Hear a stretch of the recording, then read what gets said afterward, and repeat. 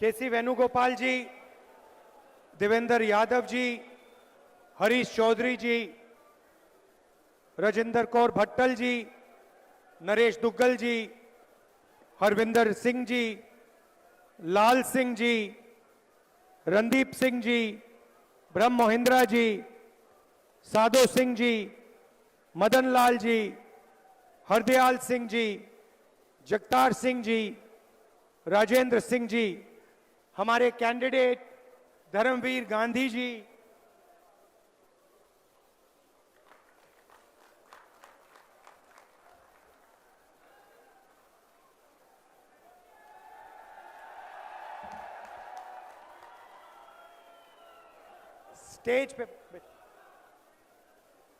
Stage पे Congress party के वरिष्ठ नेता, कांग्रेस पार्टी के सारे कार्यकर्ता, हमारे बब्बर शेर,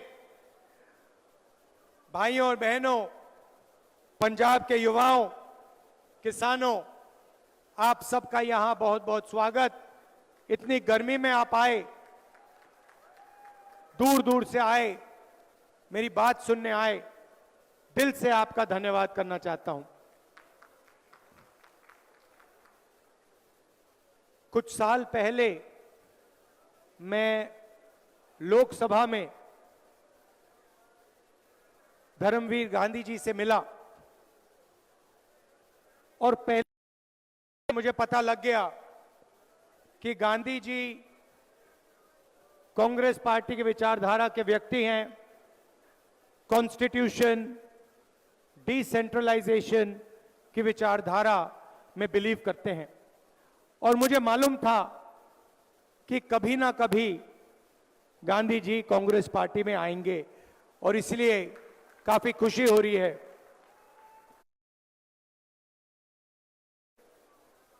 किसी के पास बैनर है, उस पे लिखा है नफरत के बाजार में मोहब्बत की दुकान। 4000 किलोमीटर चला भारत जोड़ो यात्रा में, कन्याकुमारी से कश्मीर तक, पंजाब से निकला और भारत जोड़ो यात्रा का लक्ष्य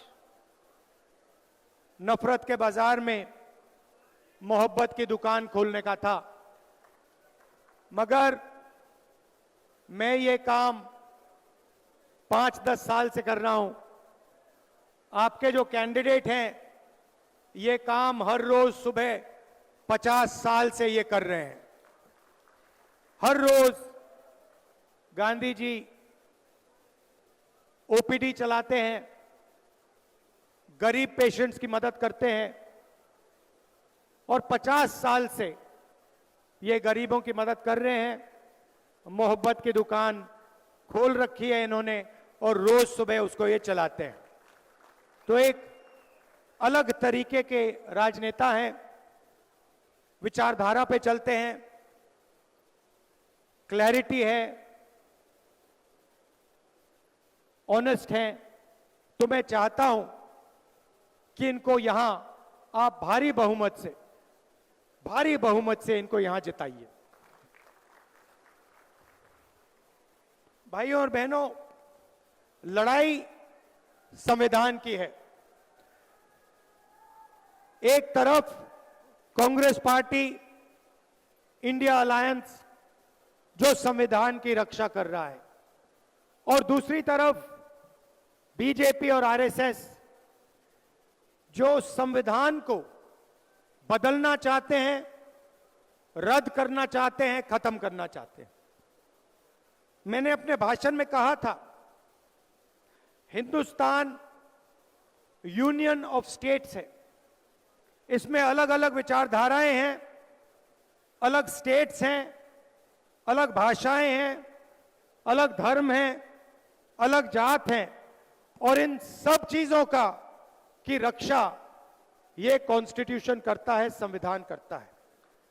अगर पंजाब एक स्टेट है, अगर पंजाब को इज्जत मिलती है, यहां पे अलग अलग धर्म के लोग रहते हैं, अगर उनको इज्जत मिलती है, अगर दलितों को, पिछड़ों को, गरीबों को इज्जत मिलती है, अधिकार मिलते हैं, तो अंबेडकर जी का जो संविधान है, गांधी जी का जो संविधान है, उनको ये अधिकार देता है। और बीजेपी चाहती है कि जो यहां पहले होता था, राजाओं के टाइम, उससे पहले जो होता था, वो एक बार फिर हो। एक व्यक्ति पूरे देश को चलाए, एक भाषा हो, एक हिस्ट्री हो, एक कल्चर हो, एक धर्म हो, मगर हिंदुस्तान अलग अलग धर्मों का, अलग जातों का, अलग भाषाओं का देश है। और इसीलिए हम सबको कॉन्स्टिट्यूशन की, संविधान की रक्षा करनी है। भाइयों और बहनों, संविधान ने आपको हरी क्रांति दी, सफेद क्रांति दी, पब्लिक सेक्टर दिया, रिजर्वेशन दिया, सारा का सारा जो भी हिंदुस्तान के गरीब लोगों को मिला है वो इस संविधान ने दिया है। और मैं बीजेपी के लोगों से कहना चाहता हूं, नरेंद्र मोदी जी से कहना चाहता हूं कि देखिए, आपको जितने बयान देने हैं आप दीजिए। आपके नेता पब्लिक में कहते हैं कि हम कॉन्स्टिट्यूशन को फाड़ देंगे, बदल देंगे, मगर मैं आपको मैसेज देना चाहता हूं, इस संविधान को दुनिया में कोई शक्ति नहीं खत्म कर सकती है, क्योंकि ये संविधान हिंदुस्तान का संविधान है, ये हिंदुस्तान के लोगों की आवाज है, ये हिंदुस्तान के लोगों का इंस्पिरेशन है। तो आपको जो बोलना है बोलिए, मगर आप इस काम को पूरा नहीं कर पाओगे, क्योंकि हम सारे एक साथ मिलकर आपके खिलाफ खड़े हैं। आपको हम ये काम नहीं करने देंगे।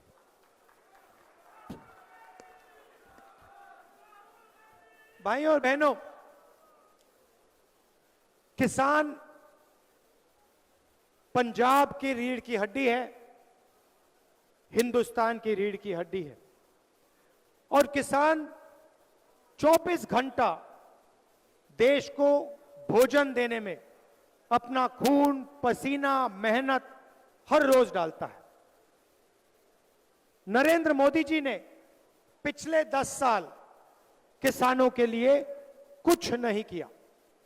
अरबपतियों का कर्जा माफ किया, अरबपतियों को सब फैसिलिटी दी, मगर किसानों को उन्होंने 3 काले कानून दिए। जब किसान सड़क पे उतरे, पंजाब के, हरियाणा के, राजस्थान के, महाराष्ट्र के किसान जब सड़क पे उतरे, नरेंद्र मोदी जी ने उन्हें आतंकवादी कहा। 700 किसान शहीद हुए, आज तक उनको शहीद का दर्जा नहीं दिया। मैं पार्लियामेंट में बोलना चाहता था, शहीदों के बारे में बोलना चाहता था, मुझे बोलने नहीं दिया। अब कांग्रेस पार्टी की सरकार आ रही है। भारत जोड़ो यात्रा में हजारों किसानों से मैंने बात की। आपने मुझे 3 बातें बोली थी, मैं ये 3 बातें आपके लिए पूरी करके दूंगा। पहला काम आपने कहा, और आपने मुझे सवाल पूछा, राहुल जी, अरबपतियों का लाखों करोड़ रुपए कर्जा माफ होता है, किसानों का एक बार यूपीए सरकार ने माफ किया, नरेंद्र मोदी जी ने 10 साल में नहीं किया। क्या जब आपकी सरकार आएगी आप किसानों का कर्जा माफ करोगे? उस सवाल का जवाब मैं आपको देना चाहता हूं। हमारा पहला काम किसानों का कर्जा माफ करने का होगा। मगर हम सिर्फ एक बार कर्जा माफी की बात नहीं है। हम चाहते हैं कि जब भी किसानों को जरूरत हो उनका कर्जा माफ हो। इसीलिए हम सरकार में एक संस्था बनाएंगे जिसका काम किसान कर्जा माफी का रिकमेंडेशन करने का होगा। जब भी यह संस्था सरकार को कहेगी कि हिंदुस्तान के किसानों को कर्जा माफी की जरूरत है, हम किसानों का कर्जा माफ आपके लिए करके दे देंगे। 2 बार, 3 बार, 4 बार, जितनी भी बार आपको जरूरत होगी हम आपका कर्जा माफ करके आपको देंगे। दूसरा काम, आपने कहा था कि हर प्रोडक्ट के लिए लोगों को सही दाम मिलता है।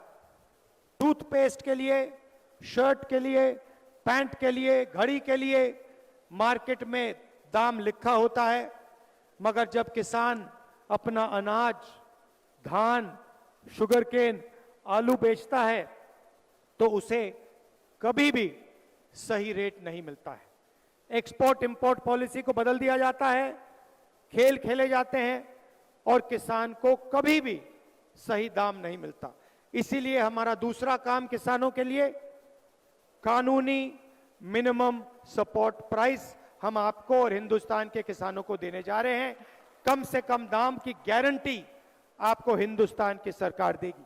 नरेंद्र मोदी जी ने साफ कहा कि वो ये काम नहीं करने जा रहे हैं।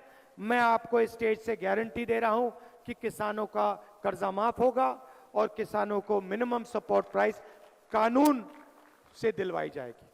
आखिरी काम किसानों के लिए, आपने कहा कि बीमा योजना का फायदा 16 कंपनियों को होता है, नुकसान होता है, तूफान आती है, आंधी आती है, हमें पैसा नहीं मिलता।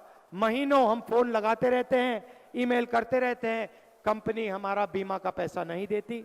इसीलिए हम बीमा योजना को बदलेंगे, किसान फ्रेंडली बीमा योजना बनेगी, कॉर्पोरेट फ्रेंडली नहीं, किसान फ्रेंडली होगी और हम कानून बनाएंगे 30 दिन के अंदर आपका बीमा का पैसा आपके खाते में आपको मिलेगा। सबसे क्रांतिकारी काम भाइयों और बहनों, नरेंद्र मोदी जी ने 22 अरबपति बनाए। अदानी जी को एयरपोर्ट्स दिए, पोर्ट्स दिए, डिफेंस इंडस्ट्री दी, सोलर पावर दिया, विंड पावर दिया, पावर प्लांट्स दिए, खदान दिए, सारा का सारा एक व्यक्ति को पकड़ा दिया। पूरा हिंदुस्तान जानता है कि अमित शाह, नरेंद्र मोदी जी और अदानी जी एक दूसरे के मित्र हैं। अदानी जी की शेयर प्राइस देखिए, पता लग जाएगा। जिस दिन नरेंद्र मोदी प्रधानमंत्री बने उस दिन के बाद अदानी जी की शेयर प्राइस बढ़ती जा रही है, बढ़ती जा रही है, बढ़ती जा रही है। अब उन्होंने 22 अरबपति बनाए, हम करोड़ों लाखपति बनाने जा रहे हैं। भाइयों और बहनों, हिंदुस्तान के सबसे गरीब लोगों की लिस्ट बनेगी। पंजाब के सबसे गरीब परिवार, बाकी प्रदेशों के सबसे गरीब परिवारों की लिस्ट बनेगी। हर परिवार में से एक महिला का नाम चुना जाएगा और 5 जुलाई को करोड़ों महिलाओं के बैंक अकाउंट में इंडिया की सरकार, कांग्रेस पार्टी की सरकार महीने का 8,500 रुपए खटाखट अंदर डालेगी। प्रेस वाले कहेंगे कि देखो सरकार गरीबों की आदत बिगाड़ रही है, और मैं प्रेस वाले से कहूंगा कि आपने ये बात ज्यादा बोली तो 1 लाख रुपए नहीं, हम 2 लाख रुपए देना शुरू कर देंगे। भाइयों और बहनों, ये हमारे नहीं है, ये किसानों के नहीं है। मैंने इनको मित्र कहा, मगर ये अदानी जी के मित्र हैं, 24 घंटा उनका काम करते हैं, नरेंद्र मोदी जी का चेहरा दिखाते हैं। तो हर महिला, गरीब महिला के बैंक अकाउंट में 8,500 रुपए खटाखट साल का 1 लाख रुपया करोड़ों महिलाओं के बैंक अकाउंट में डालेंगे। आशा और आंगनवाड़ी में जो महिलाएं काम करती हैं उनकी आमदनी दुगनी होगी, और मनरेगा में आज 250 रुपए मिलते हैं, हमारी सरकार मनरेगा के मजदूरों को 400 रुपए देगी। युवाओं को कहना चाहता हूं, नरेंद्र मोदी जी ने आपको अग्निवीर योजना दी। नरेंद्र मोदी की सोच है कि 2 तरीके के शहीद होने चाहिए। एक अमीर घर का बेटा जिसे सारी की सारी फैसिलिटीज मिले, पेंशन मिले, कॉम्पनसेशन मिले, शहीद का दर्जा मिले, कैंटीन मिले, और दूसरा गरीब घर का बेटा जिसे 6 महीने की ट्रेनिंग दी जाए, कॉम्पनसेशन ना मिले, पेंशन ना मिले, शहीद का दर्जा ना मिले, कैंटीन ना मिले। ये भाइयों और बहनों हिंदुस्तान की सेना पर अपमान है। हिंदुस्तान के जवानों को नरेंद्र मोदी ने मजदूर बना दिया है। जैसे ही हमारी सरकार आएगी, हम अग्निवीर योजना को रद्द कर देंगे, कूड़ेदान में फाड़ के फेंक देंगे। हमें 2 शहीद नहीं चाहिए, 1 शहीद चाहिए। सबको पेंशन मिलनी चाहिए, सबकी मदद होनी चाहिए, सबके परिवारों की रक्षा मिलनी चाहिए और सबको शहीद का दर्जा मिलना चाहिए। इसीलिए अग्निवीर योजना को हम रद्द कर रहे हैं। यह प्रधानमंत्री की योजना है, सेना इस योजना को नहीं चाहती है, इसको हम कैंसिल कर रहे हैं। 30 लाख सरकारी नौकरियां नरेंद्र मोदी ने नहीं भरी हैं।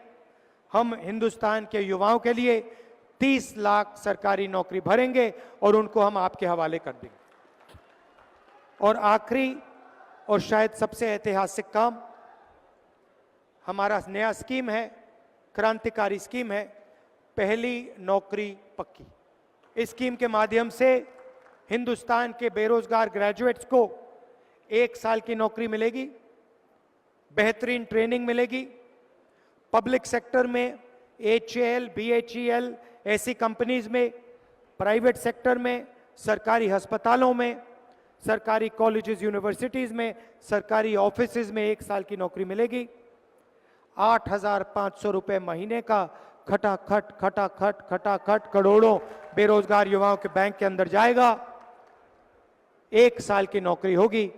1 साल में आपको हिंदुस्तान की सरकार 1 लाख रुपए देने का काम करेगी।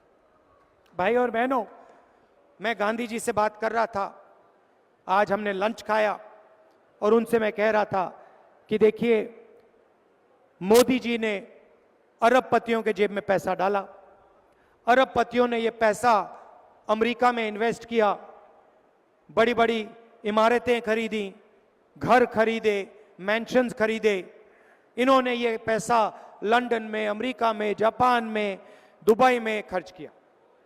अब हम चाहते हैं कि करोड़ों महिलाओं के बैंक अकाउंट में, करोड़ों युवाओं के बैंक अकाउंट में, किसानों के बैंक अकाउंट में पैसा डालेंगे।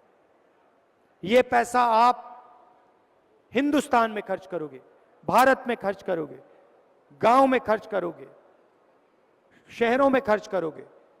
क्या करोगे आप माल खरीदोगे, मोबाइल फोन खरीदोगे, scooter, motorcycle, shirt, pant, toothbrush, toothpaste, ये चीजें आप खरीदोगे। जैसे ही आप चीजें खरीदोगे वैसे ही इन चीजों का डिमांड बढ़ेगा और हिंदुस्तान की फैक्ट्रियां चालू हो जाएंगी। जो फैक्ट्रियां आज बंद पड़ी हैं, नरेंद्र मोदी जी ने नोटबंदी से, GST से ये जो फैक्ट्रियां बंद की हैं, ये फैक्ट्रियां चालू हो जाएंगी और हिंदुस्तान के बेरोजगार युवाओं को एक बार फिर रोजगार मिलना शुरू हो जाएगा। हम चेन बना रहे हैं, पहले आपके जेब में पैसा डालेंगे, आप माल खरीदोगे, फैक्ट्रियां माल बनाएंगी, फैक्ट्रियों में आपको रोजगार मिलेगा, आपके जेब में और पैसा आएगा, आप और माल खरीदोगे, फैक्ट्रियां और तेजी से चलेंगी। हम इकोनॉमी को जंप स्टार्ट करने की कोशिश कर रहे हैं।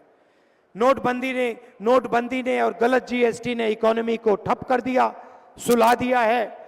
जैसे गाड़ी में पेट्रोल डाला जाता है चाबी घुमाने से पहले, वैसे ही हम आपके जेब में पैसा डाल रहे हैं। एक प्रकार से हम हिंदुस्तान की अर्थव्यवस्था में पेट्रोल डाल रहे हैं। उसके बाद सरकार बनेगी, चाबी घुमाएंगे और हिंदुस्तान की अर्थव्यवस्था स्टार्ट हो जाएगी। ये हमारी सोच। अंत में फिर दोहराना चाहता हूं, कॉन्स्टिट्यूशन की लड़ाई है, अंबेडकर जी का कॉन्स्टिट्यूशन है, ये हिंदुस्तान के हर सिटीजन का फर्ज है कॉन्स्टिट्यूशन की रक्षा करना। तो मिलकर हम कॉन्स्टिट्यूशन, संविधान की रक्षा करेंगे और बीजेपी के नेताओं को दिखाएंगे कि इस कॉन्स्टिट्यूशन को कोई नहीं मिटा सकता, अंबेडकर जी के कॉन्स्टिट्यूशन को कोई नहीं मिटा सकता, संविधान को कोई नहीं छू सकता। सरकार चले तो किसानों के लिए, मजदूरों के लिए, गरीबों के लिए चलनी चाहिए। नरेंद्र मोदी जी ने सब कुछ अरबपतियों के लिए किया, अग्निवीर भी अदानी जी की मदद करने के लिए किया, GST भी अरबपतियों के लिए किया।